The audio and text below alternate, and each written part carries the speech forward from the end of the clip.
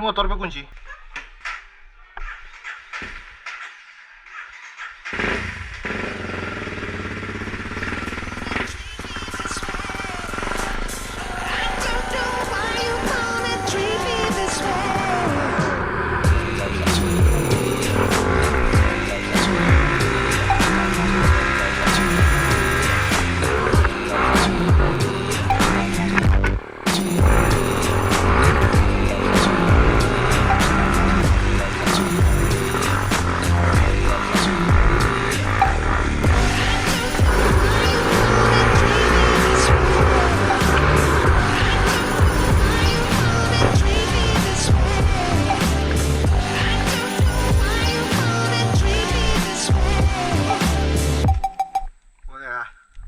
Yo, what's up bosku, welcome back to my channel Gen Rizky Lumintang. Seperti yang sudah kalian lihat di thumbnail, ada KLX 230 guys di belakang. Jadi kita mau review ini KLX 230. Memang sudah agak lumayan terlambat sih sekarang, karena ini lumayan lama keluar, banyak review. Tapi dulu sempat kita nonton review yang KLX 230 ini, ada konten yang lumayan menarik. Jadi guys, ada dua youtuber yang lumayan besar, Arif sama Ridwan Hanif, yang sempat review motor ini. Dan kalau menurut saya pribadi itu sih misleading, atau maksudnya informasi yang tidak tepat gitu loh guys. Jadi guys, sebelumnya kita review singkat dulu motor yang ini, motor yang ada di saya ini. By the way, thank you buat Om Dio karena semuanya ini bisa terrealisasi, salah satunya karena Om Dio. Dan ini adalah motor dari Kawasaki Manado. Jadi motor ini guys punya Istana Berkat Gemilang di luar Kawasaki di Manado, yang sebelumnya dipakai Om Dio buat terabas di Sulawesi Utara, di Sulut sini, main-main di sini. Jadi sudah ada beberapa perubahan. Tapi ini KLX 230 yang standar, yang tipe paling bawah kalau nggak salah. Jadi yang sudah dirubah di sini nggak banyak sih, mesin standar 0, tidak ada perubahan sama sekali. Tapi dia pakai knalpot Norifumi yang Rocket 4, sama ini kalau nggak salah Om dia bilang kemarin pakai stang KLX BF. Jadi dia kalau stang standarnya KLX 230 itu beda, bukan seperti ini. Dan ini papan nomor KLX 230R, jadi agak ramping. Jadi lampu depannya itu dilepas, dipakai ini karena juga ini untuk keperluan trabasi. Dan ban juga dia ganti ban pakai apa ini, Primax depan. Dia depan pakai 80/100. By the way, ini velg depan belakang 18/21. Sama ban belakang Primax ukuran 100/100, tapi ini kalau ukuran 100/100 di KLX 230 itu dia kebuka guys. Kalau 100/100 dipakai di KLX 150 macam punya saya sekarang, dia itu jadinya agak kecil. Nah, KLX 230 ini dia pakai tadi velg 18/21 depan belakang. Baru dia gear set ini dia ukuran berapa ya? Tapi ini dia pakai yang kalau nggak salah yang ukuran rantainya itu 520, jadi yang besar, beda dengan KLX 150. Baru ukuran tangki dia ini kalau nggak salah berapa, 7,5 liter, stop 7,5 liter. Tapi guys, ini kalau kita naik, dia ini feelingnya dia lebih ramping dari KLX 150, lebih ramping dan lumayan tinggi sih. Tapi nggak jauh-jauh beda sama KLX 150, kayaknya hampir sama kayak BF sih, beda-beda tipis lah sama KLX BF. Dan dia ini kalau di Manado dia harga 44.100.000 untuk yang tipe ini. Kalau yang tipe SE kalau nggak salah 46.700 kalau nggak salah.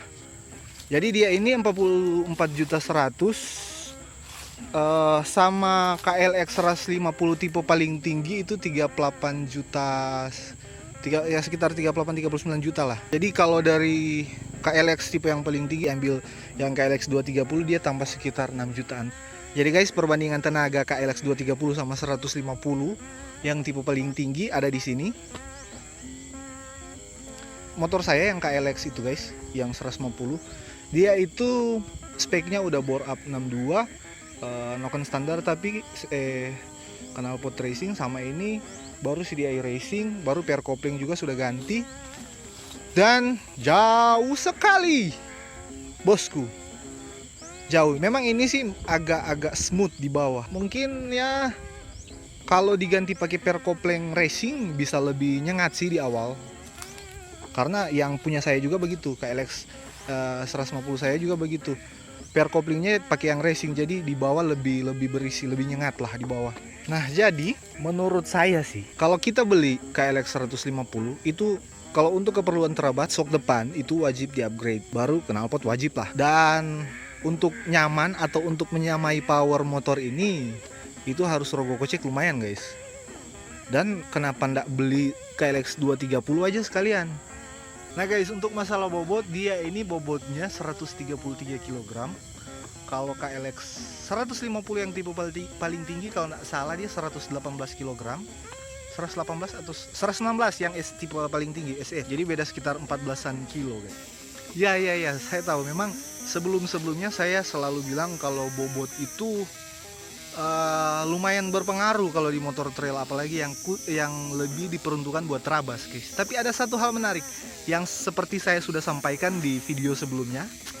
Ini ada Opa Engel Koas. Jadi sekali lagi saya sampaikan di video ini guys. Ini ada Opa Engel Koas. Dia umur 55 tahun guys. Dan tingginya juga ya kurang lebih sama kayak saya.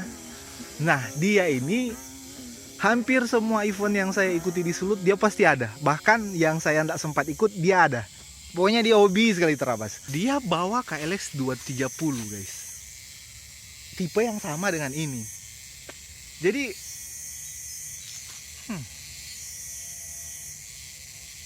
kalau mau bilang berotot, enggak berotot-otot sekali sih Opa Engel.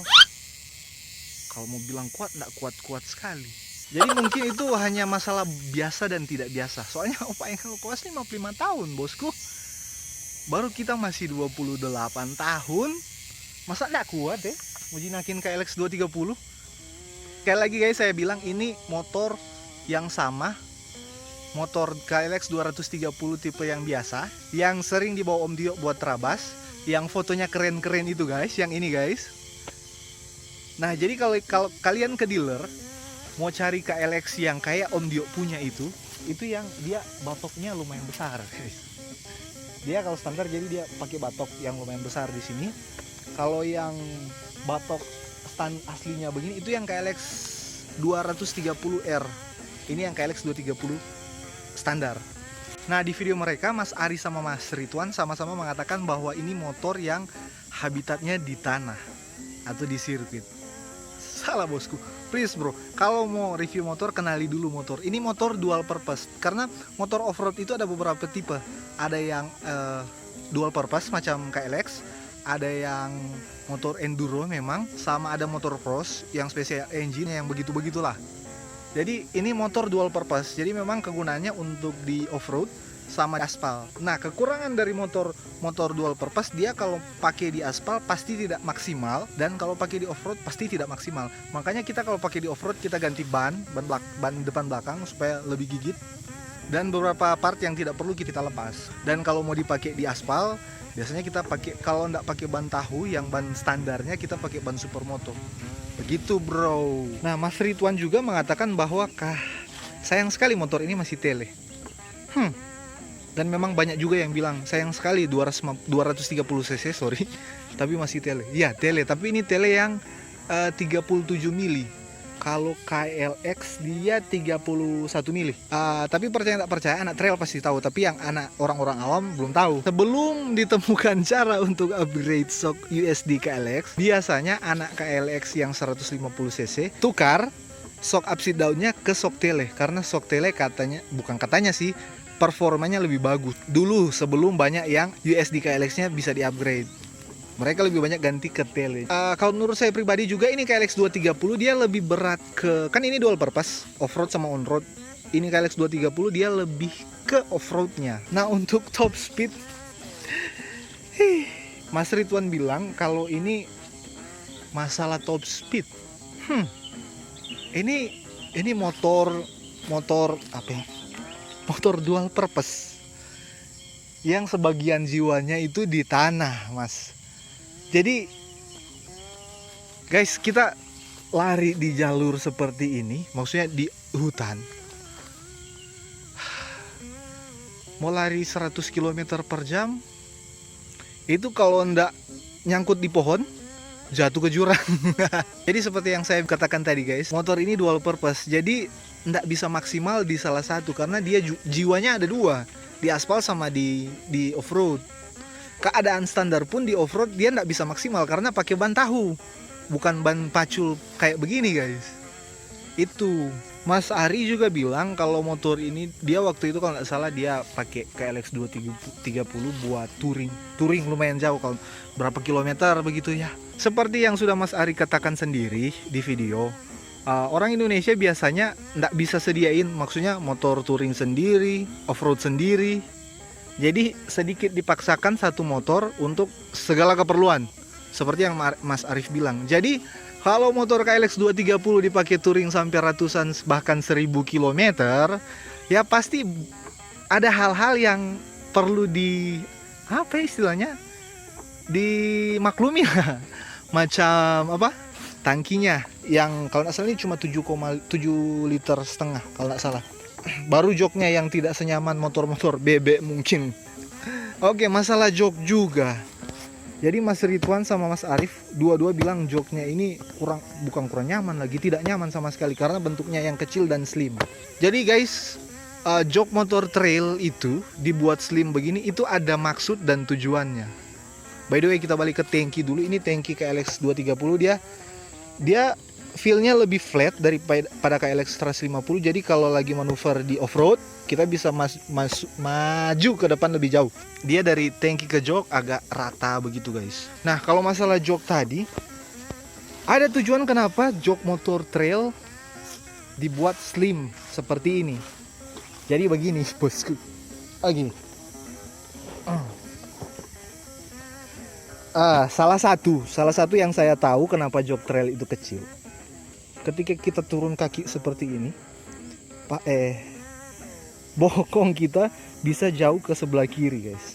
Jadi kaki kiri kita bisa lebih panjang. Coba bayangkan teman-teman pakai motor Vario atau motor pokoknya motor yang joknya lumayan lebar, terus harus masuk ke jalan yang rusak dan agak nanjak sedikit. Kalau cuma jalan rata ya biasa, kalau agak nanjak sedikit terus jalannya rusak, coba bayangin teman-teman harus turun kaki. Contohnya seperti ini guys. Kalau joknya ini kan slim, jadi ketika kita mau turun kaki setengah, bokong kita bisa lebih ke kiri. Nah, kalau joknya lebar, contohnya kakinya di sini, kita nggak bisa jauh ke sana, kakinya jadi lebih pendek dan ya pastilah terjadi pluk kalau di medan yang off-road. Makanya jok-jok motor trail itu kebanyakan slim. Bukan kebanyakan, kayaknya semua sih slim. Jadi ya tolong dipahami dulu lah, ini motor tipenya apa, target marketnya siapa. Jangan dipukul rata semua. Tapi berarti bro kalau dipakai harian nggak nyaman dong. Kalau dipakai harian buat touring 500 sampai 1000 km ya pasti nggak nyaman. Tapi kalau cuma mau pakai bolak-balik kantor, pakai di kampung, nggak ada masalah sih bosku. Jadi buat teman-teman yang mau upgrade, mungkin udah bosan sama KLX 150 atau mesin-mesin 150 cc yang lain, nah ada satu fakta lagi guys, ini motor dibuat untuk mengisi spasi dari 150 cc ke 250 cc. Karena kalau nggak salah KLX 250 itu 64 juta kalau nggak salah, dan bobotnya lebih berat 4 kilo dari motor ini. Nah jadi kalau mau upgrade dari 150 cc dan masih agak berat ke 250 cc, ini pilihan yang pas untuk dipakai di jalan raya dan off-road. Dan untuk masalah mesin juga, ini nanti kita ada video test ride, nantilah teman-teman saksikan sendiri di situ. Karena kita sempat coba-coba sedikit. Tapi kalau yang anak-anak trail yang sudah biasa pakai mesin bore up jahat, ini mesin ini kata Om Bril kemarin, dia crankcase-nya udah besar. Jadi katanya dia bisa bore up sampai berapa mili kemarin. Biayanya tidak terlalu besar karena crankcase-nya sudah besar. Jadi paling cuma biaya bore up sama seher mungkin. Jadi tidak terlalu besar. Kalau masih kurang, kalau KLX 230 masih kurang. Dan ini motor juga sudah ada ECU racingnya. knalpot racing sudah banyak, jadi banyak opsi lah untuk upgrade. Kalau masih rasa KLX 230 performanya masih kurang, kalau masih kurang, itu biasanya untuk anak-anak terabas yang udah biasa pakai CR-CR gajah.